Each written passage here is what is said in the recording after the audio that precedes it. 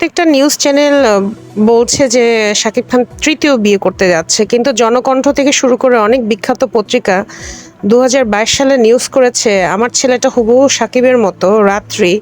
এবং রাত্রি বহুবার দাবি করেছে যে শাকিব খান তাকে আগে টাকা দিত, এখন দিচ্ছে না। এবং রাহুল হচ্ছে শাকিব খানের প্রথম সন্তান, বড় সন্তান। এখন অনেকেই বলে যে বুবলি নাকি আগে বিয়ে ছিল, অনেকে না, সুরজ বাঙ্গালী নামে একজন বলছে। তো সুরজ বাঙ্গালী যার কথা বলছে, চিটংয়ের কাশেম, বুবলির যে ফ্যামিলির মেয়ে এবং বুবলির যে শিক্ষাগত যোগ্যতা, তার শ্বশুরের নাম আর যাই হোক কাশেম হবে না। আর চিটংয়ের ছেলেরা কখনো আউট ডিস্ট্রিক্টের মেয়ে বিয়েও করে না, খুবই কম দেখা যায়। আর যেখানে সেই স্বামী এখন পর্যন্ত এসে কিছু বলল না, সন্তান এখন পর্যন্ত কিছু বলল না, তারপরেও সেটা নিয়ে সবাই এত ফলো করে নিউজ করছে।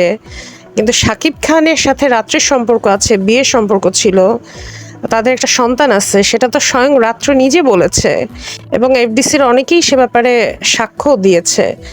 তাহলে সেটা নিয়ে সেটা কেন সত্য হিসেবে গণ্য হচ্ছে না? আর কোথাকার কোন সুরজ বাঙ্গালী ইউটিউবে 500 টাকা খেয়ে ইউটিউবারদের থেকে সে একটা নিউজ বলল, জাস্ট যাতে সেই নিউজের ভিউ হয়, আর সেটা নিয়ে সবাই এখন নিউজ করছে।